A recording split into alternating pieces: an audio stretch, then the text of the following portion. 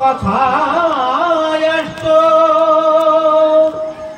জেনৈব বাচয়েদর্থদংশা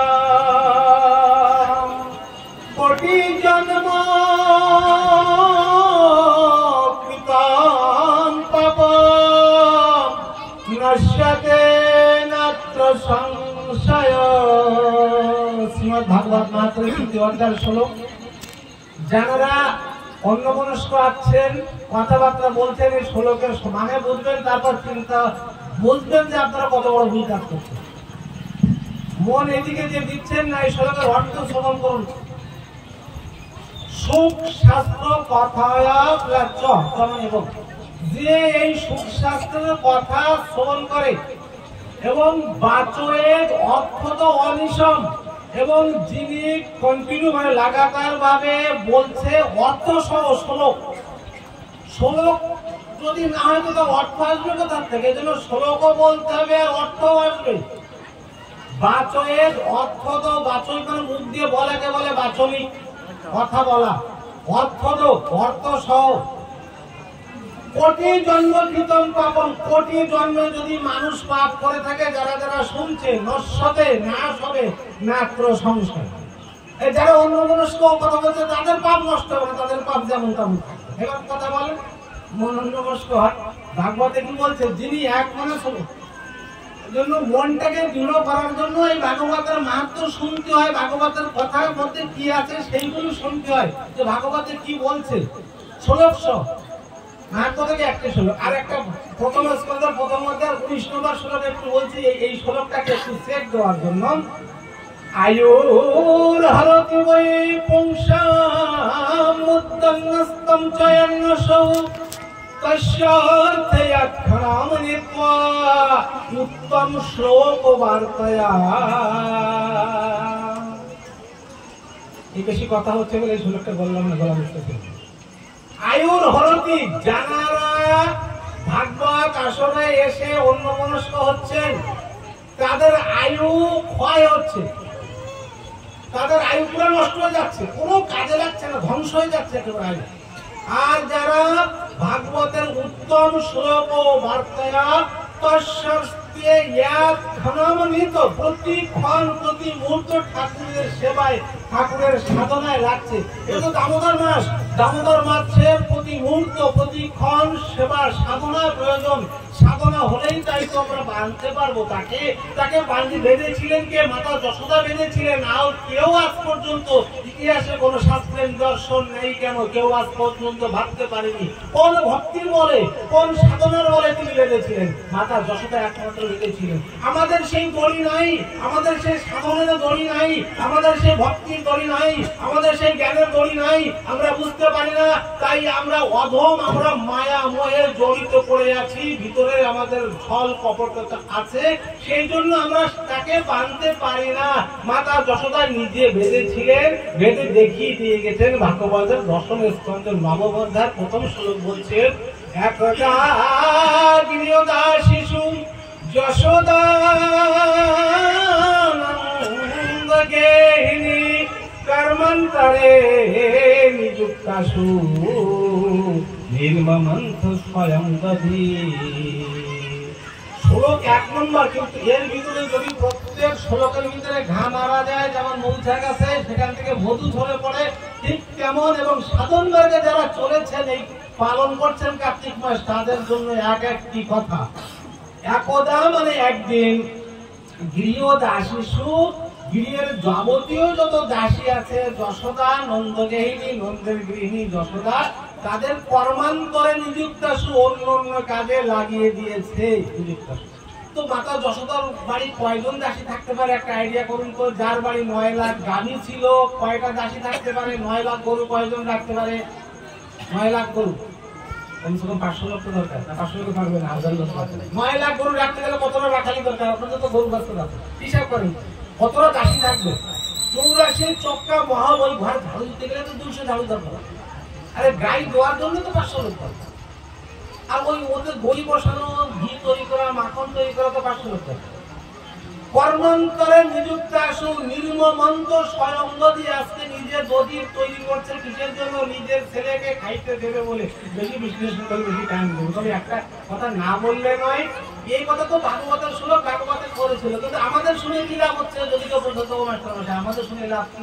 এবার আমাদের শুনে কি লাভ? শুনে এই আমি স্বয়ং যশোদা, আর আমার দেহের ভিতরে সব দাসী থেকে যে আমার কথা শুনে যে জিব্বা আজকে বর্ষা হচ্ছে তো মাংস খাওয়া লাগবে, তাই না? ওর আজকে মেলোডি হচ্ছে তখন যাওয়া লাগবে, শোনে সব এসব আমার দাসী। আমি চাইলে এদের অন্য কর্মান্তরে নিযুক্ত আসুন, অন্য জায়গায় নিযুক্ত করতে পারবো। এখন আমার যে আত্মরূপী আছে তাকে খাদ্য জোগাতে হবে। ভাগবত কি কার্তিক মাস পালা, প্রদীপ দেখানো, আকাশ প্রদীপ দেখানো, এই সবগুলি কাজগুলি সব সাধন মার্গ। এই নির্মমন্ত স্বয়ং যদি আমাকে নিজে করতে হবে, কিছু কিছু কাজ নিজে না করলে হয় না, আরো যদি করালে হবে না। তো বাবা আমার জন্য একটু ভাগবত শুনে এসো, আমি বাড়ি আজকে শুই। বাবা বাবা পুণ্য দেবে না। নিজের বিবাহ নিজে করলে আরো জন্য পাঠালে ওই বউ দেবে না তাকে, দেবে কি? আমি বিবাহ করলে তো বলি বাড়িতে যান, আমাদের বিয়ে করে আসতে আমার টাইম না হবে। আমার খাওয়া, আমার খিদে লেগেছে, আমি টাইম পাচ্ছি না, আমার জন্য খেয়ে দিয়ে হবে কি? ভজন ভজন স্মরণ কীর্তন বিবাহ এই সব নিজে করতে হবে, নাহলে অন্য কাউকে দিলে কাজ হবে না। এজন্য নির্মমন্ত স্বয়ং যদি এই নিজের দেহকে মন্থন করতে হবে, মন্থন করতে হবে। মন্থন না করলে আপনি চিন্তন করতে হবে। এই যে ভাগবত শুনছেন, ভাগবত শুনলে কখন কাজ দেবে? যখন ঘরে যে একা থাকবেন তখন নির্মমন্থন করবেন, তখন কাজ দেবে। এক প্রথম শ্লোক সেই কথা শিখেছে।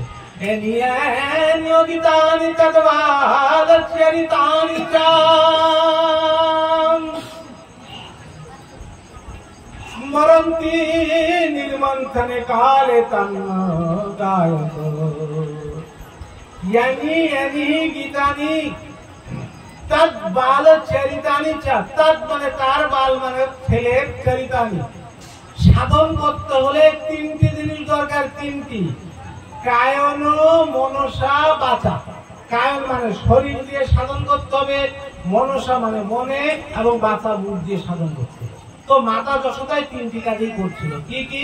কায় মানে শরীর দিয়ে মন্থন করছিল, ওই দুগ্ধ খাবে, যে খাবে ভগবান খাবে, সেই মনে মনে স্মরণটি স্মরণ করছিল। লালাকে ঘুমিয়ে রেখেছে, আর সন্ধ্যার পরে পরে আকাশে সুন্দর শরৎকালের চাঁদ উঠেছে, দুগ্ধ দহন করছে। ওই সময় রাত্রে দুগ্ধ দহন করছে, দহন করার পরে মন্থন করবে, মন্থন করে মাখন বেরোবে, সেইগুলি খাবে। এই জন্য তার কথা ভাবছে। আর গায়ন্তী নির্মমন্থ কালে, মন্থন কালে গান করছে। তিনটে জিনিস হচ্ছে। তো আমাদের প্রত্যেক মানুষের তিনটে জিনিস যত সময় না হবে তত সময় সাধন হবে না, মনে হয়। আর সেই সাধনে তার থেকে যে মাখন বেরোবে, অর্থাৎ ভক্তি বেরোবে, তাই ভগবান খাবে, অন্যটা ভগবান খাবে। খালি ভজন করে গেলাম, কেন্দ্রে কেটে পড়ে গেলাম, একা একা বসে কখনো তার কথা ভাবলাম না। ভাবতে হবে। আবার এই শরীর দিয়ে কিছু কাজও করতে হবে, তার জন্য মালা তৈরি করা, ফুল তোলা, প্রদীপ দেখানো, প্রদক্ষিণ করা, এই কাজও করতে হবে। তিনটা জিনিস যখন কমপ্লিট হবে, তখন যেই তার সাধনে লাগবে, তখনই ভক্তি উৎপন্ন হবে, আর সেই ভক্তি ভগবান গ্রহণ করবে। অন্যটা অন্য মাখন ভগবান নেয় না। এই 2 নম্বর শ্লোক একটু সংক্ষিপ্ত বলতে তো অনেক কিছুর ভিতরে মধু ছিল। নম্বর 3, হৌমাম বাসবিতু পটে তটে বিভ্রতি শুক্রানধ্যাম পুত্র স্নেহ সুতাম কুচযুগম জাতকম্পম চে শুভ্র লজ্জা কর্ষ ভুজ চলত কঙ্কন কুণ্ডলে বা সিন্নম বক্রাম কবরন বিগলান মালতী নির্মমন্থ। কত সুন্দর দেখেন ভাগবতের শ্লোক। এই জন্য মাহাত্মা বারবার বলছে ভাগবতের শ্লোক আপনাদের শুনতেই হবে। অনেকে বলে শ্লোক বা খালি আপনি বলে দেন না, কোনো লাভ নেই, একবার নিষ্ফল। 3 নম্বর শ্লোকে কি বলছে? খৌমম বাস পিতু কোটি তটে। পিতু মানে মোটা, মাথা যশোদার মাথা মোটা ছিল। কোটি বাস মানে বস্ত্র, ঘাগরাই টাইপের বস্ত্র পরা ছিল। বিপ্রতি সূত্রনদ্যম, সুতো দিয়ে, ছায়া যেমন সুতো দিয়ে বাঁধা থাকে না, সেরকম। আমি তো ছোটবেলায় সুতোর প্যান্ট পরছি, সুতোর দড়ি তো প্যান্টও পরছি ছোটবেলা, বাংলাদেশ মনে হয় সুতোর দড়ি তো আগে বাঁধত।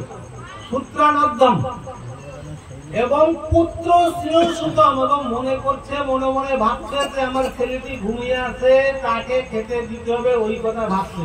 ওই কথা ভাবতে ভাবতে বক্ষে যুদ্ধ সৃজন হয়েছে, যুদ্ধ সেরেছে এবং টপ টপ টপ টপ করে যত কম্পন সৃষ্টি হয়ে সেখানে যুদ্ধ হচ্ছে।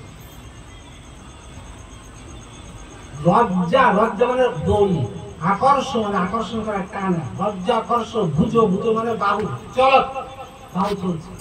এসব 2-3টা মিনিট ভাগবতের ভিতরে 2 মিনিট।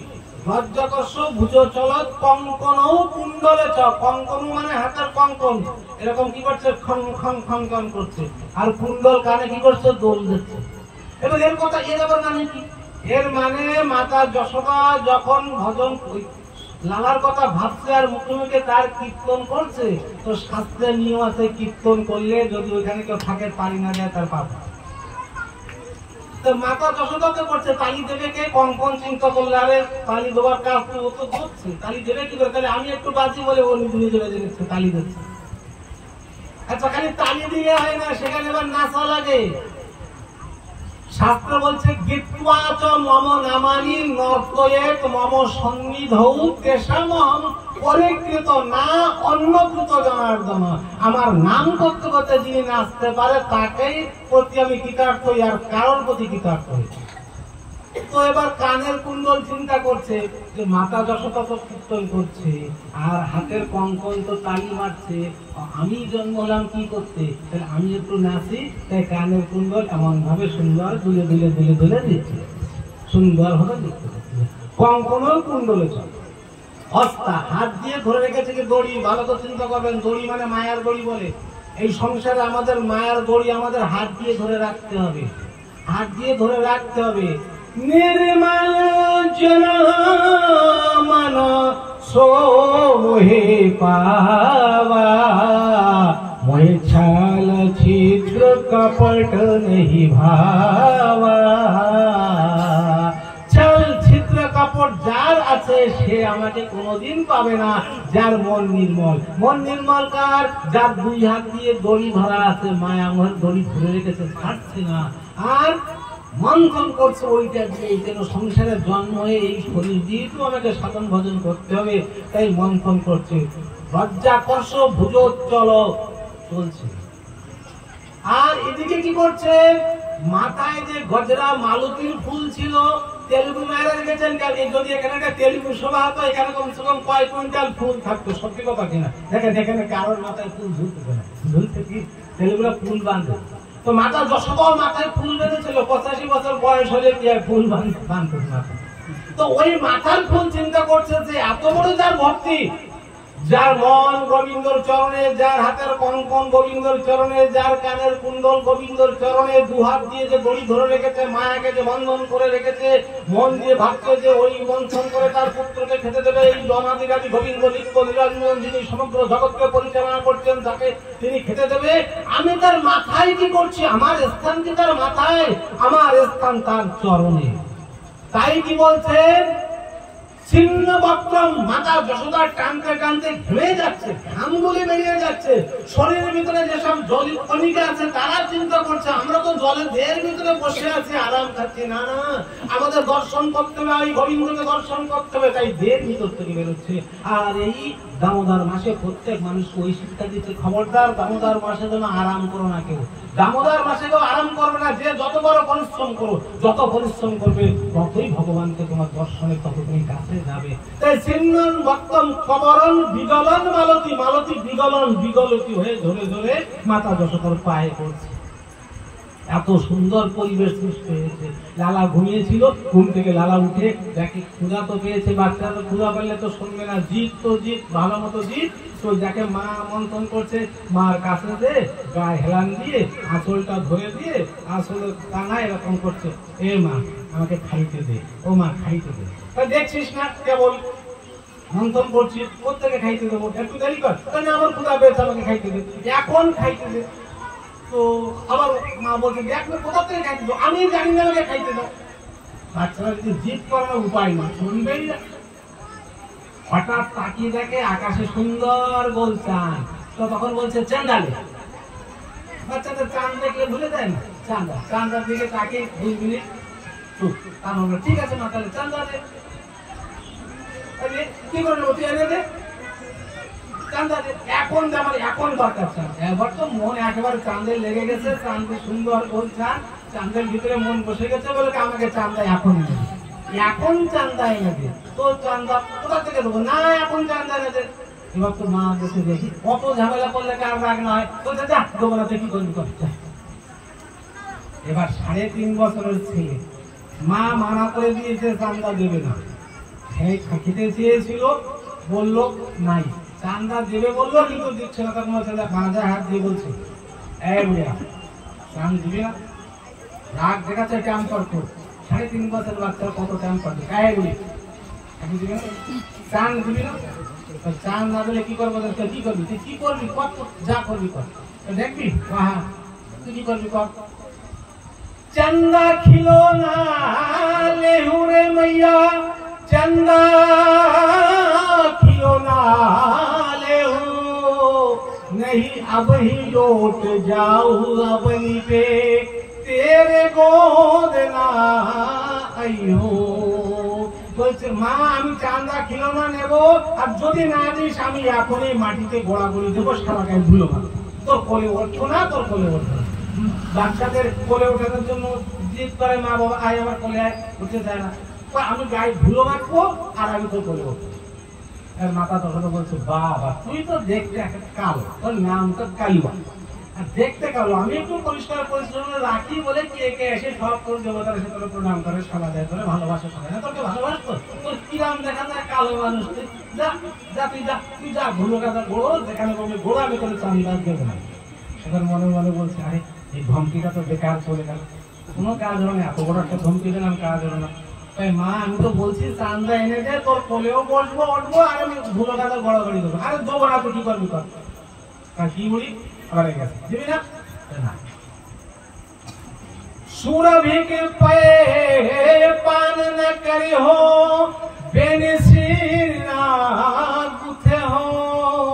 বলছে দেখো মা সব দিন তুই আমার ওই বাটিতে করে দুধ এনে দুধ খা দুধ খা দুধ খা করে কোষ, দেখবেন ছোট বাচ্চাদের মনে খেতে চায় না, মা বাবা খুব কষ্ট করে খাওয়া, তো সব দিন আমার বলিস। আর আমার মাথায় যে চুটি আছে, আগে তো চুল সবাই লম্বা রাখতো না, তো এই চুটি ধরে দেখাস যে কতটা লম্বা হয়েছে, যার দুধ খায় একদম খাওয়ার পর কি বলি যে লম্বা হয়েছে। তা আমি আর ওই গাভীর দুধও পান করবো না, আর বেঞ্জিও আর মানবো আজকে দেখবি। বলছে তুই বেঁধে না বানিস, আমি বলরামের বেঞ্জি বেঁধে দেবো, ওরা দুধ খাওয়াবো, তুই দেখতে তো একেবারে পাতলা তোর পেট আর কুটু মিশে গেছে, যা দমই না তোরা খাইতে। বলে আরে আও ধমকি তো বেকার হয়ে গেল। আমি এইবার এমন একটা কথা বলবো না তুই আমাদের চান্দা দিতে বাধ্য হবো, বলতো আমি এই পুরা গ্রামের পঞ্চায়েত ডাকবো, উঁচু চবুতর পর দাঁড়াবো, দাঁড়িয়ে সব গ্রামবাসীকে বলবো। কি বলবো? বলবো এখনো সময় আছে, তুই বলতো কি বলবি? मैं हूँ पूत नंद बाबा को तेरे पूत ना कहे हो।